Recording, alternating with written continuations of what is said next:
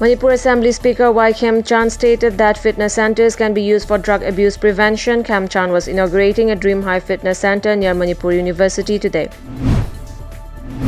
A one-day seminar on NACC, NIRF, AISHE was held today at Naurem Bihari College, Kundrakpam, IMPHAL East.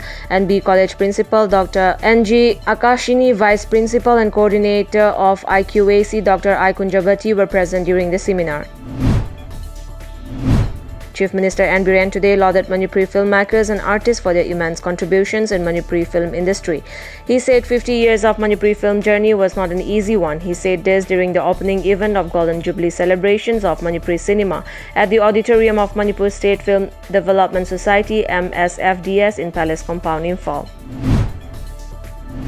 Demanding justice for SANATON KHURAI LAMLONG BAZAR in IMPHAL East was shut this morning. The Justice for SANATON has demanded probe into the death of the 22-year-old medical student. He was found hanging inside Dreams hostel room on March 15 last. LAMLONG Kaitel Fambi Apunbal Nupilup enforced the market shutdown. Breaking all records, India has recorded a massive surge of 131,968 COVID-19 cases in the last 24 hours. With this, India's tally now stands at 1.30 crore according to Ministry of Health and Family Welfare. As per media reports, active cases are nearing the 1 million mark. India is now the fourth worst hit country in terms of active cases. As many as 180 people have died in India till March 29, 2021 after being vaccinated against coronavirus, The Hindu reported, quoting data from the official body tracking adverse event following immunization or AEFI.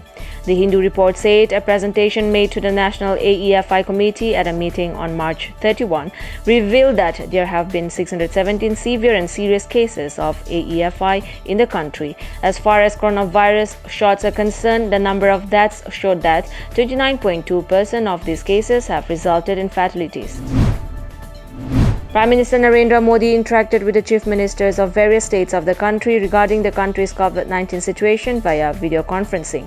Addressing the chief ministers yesterday, Prime Minister Modi told all to use the experience from the first wave to combat the second wave and focus on micro-containment zones. The Prime Minister asked the states to ensure that all COVID-19 test samples are taken properly. Saying proper sample collection is important, every person must be treated in containment zones.